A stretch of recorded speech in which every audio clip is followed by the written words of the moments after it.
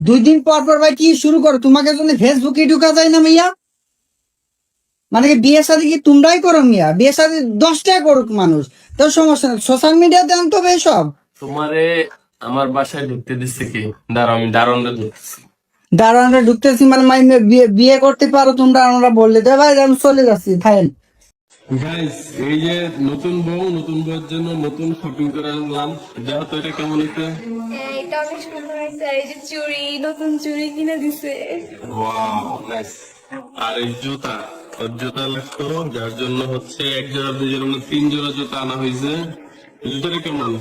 অনেক এটা বাসায় পরার জুতা। তোমাদের ভাইয়া অনেক কেয়ারিং।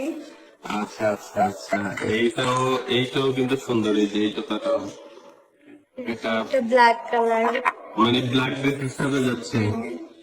তো সো গাইস, আস্তে আস্তে আমরা আপনাদেরকে সবকিছু বলবো, সবকিছু বলার সময় হোক। আপনাদেরকে সবকিছু বলতেছি, সবাই আমার জন্য দোয়া করবেন, ভালো থাকবেন, সুস্থ থাকবেন। ভাইরে ভাই, এদেরকে দেখে তো কোনো মতেই মনে হচ্ছে না ওরা যে মিথ্যা কথা বলছে বা নাটক করছে।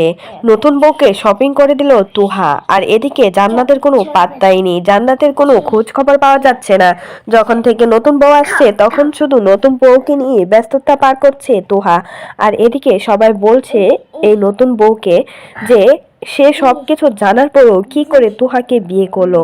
একটা বাচ্চা আছে, জান্নাত আছে, সেই সবকিছু জানার পরেও কি করে এই মেয়েটা এই ছেলেকে ভালোবেসে বিয়েটা করতে পারে। ভাবা যায় মেয়ে মানুষ নির্লজ্জ নাকি ছেলে মানুষ নির্লজ্জ বোঝার উপায় নাই।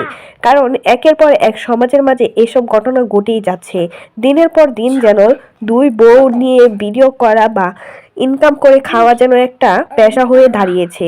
বাংলাদেশে তো এখন 2 সতীনের অভাব নেই। এখন হয়তো বা জান্নাত তুহা আর নতুন বউ একসাথে সবকিছু মেনে নিয়ে একসাথে ভিডিও করে ইনকাম করে খাবে। কি বলেন আপনারা? সেটা কিন্তু অবশ্যই